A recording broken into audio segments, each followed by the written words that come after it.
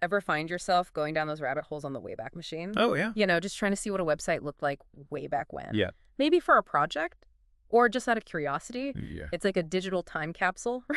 Well, it is. But what happens when that time capsule is attacked? It's really interesting, isn't it? It makes you think about just how delicate digital information is. Yeah. We put all this trust in the internet to save our, history and Right. preserve it. Mm. But this recent cyber attack on the Internet Archive shows us even the most well-meaning digital projects aren't safe from these threats. Yeah, for sure. And that's what we're diving into today with this attack. Okay. We're looking at this article from Search Engine Journal called Wayback Machine, Down Amid Cyber Attack, 31 million accounts exposed. Right. And let me tell you, this wasn't just some kids fooling around. Yeah. On October 9th, 2024, the Internet Archive's website was basically held hostage. Yeah. It was a pretty sophisticated attack, actually. Right. The article talks about a DDoS attack, which, if you're not familiar, is basically a digital traffic jam. Oh, okay. Like, imagine tons of cars all trying to cram down one street all at once, blocking it up. Yeah. That's what a DDoS attack does to a website, making it so no one can get to it. Okay, so it's like they're shutting down a website by just completely overloading it Exactly. with traffic. Yeah. But the article also mentions defacement, right? Uh-huh. That sounds more like straight up vandalism. Yeah, exactly. Defacement is about making a statement, sending a message. It's like digital graffiti, Yeah. Hackers use it to spread fear and create chaos. But what's really worrying here is that they confirmed a data breach happened too. Right. Over 31 million user accounts compromised. A lot of people impacted. Yeah, that's not just some number. Yeah. Those are actual people who now have to worry about their information be out in the open. That's right.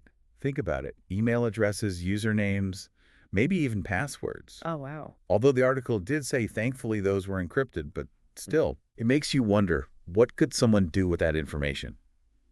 It just shows how vulnerable we are. Yeah. Behind those millions of accounts are real people whose privacy has been violated, and that's not something to take lightly. For sure. Yeah. No, that's a good point. This really drives home how important online security is. Yeah. It's easy to forget about it, when we're talking about these cyber attacks in some abstract way. It's easy to be complacent. But when it's millions of people whose lives are affected. Right. Like, this is real. Yeah, it becomes much more real. This is a big deal for a lot of people. Exactly. And it makes you wonder, what were these attackers even going for? The article mentions this group called SN Black Meta taking credit. But who knows what they actually want? Right. Was it just about messing things up, or was it something more? So are we talking like the difference between someone spray painting a building Right. versus like breaking into a museum and stealing something really valuable? Yeah, that's a good way to put it. Digital vandalism is one thing. It's about getting attention, causing a scene. But this attack on the Internet Archive, it feels different. Yeah, it does. Like they were going after something specific. Right. Maybe they wanted to erase something from the Wayback Machine, Oh. change history, or maybe it was about messing with our trust in the internet itself. It's scary to think about someone messing with history, It is. especially now when we rely on the internet for almost everything. That's true. Speaking of which, did you see the part about Google in the article? Talk about bad timing. We did, yeah. They just started putting Wayback Machine links in their search results. Oh, yeah, right before this all went down. Yeah. Makes you think, doesn't it? Yeah, was this a coincidence? Right. Or did they make the Internet Archive a bigger target? It's hard to know for sure, but it's definitely possible. Yeah, I mean, think about it. Google was giving the Wayback Machine a ton of exposure, exactly. and we know it was vulnerable. Yeah. So what does this mean for Google now? Will they stop using the Wayback Machine? That's the big question, isn't it? It seemed like a cool idea, letting people see old versions of websites right from the search results. Mm. But now, I don't know. Mm-hmm. It's a tough call for Google. Right. On the one hand, they want to give people the best information. Mm-hmm.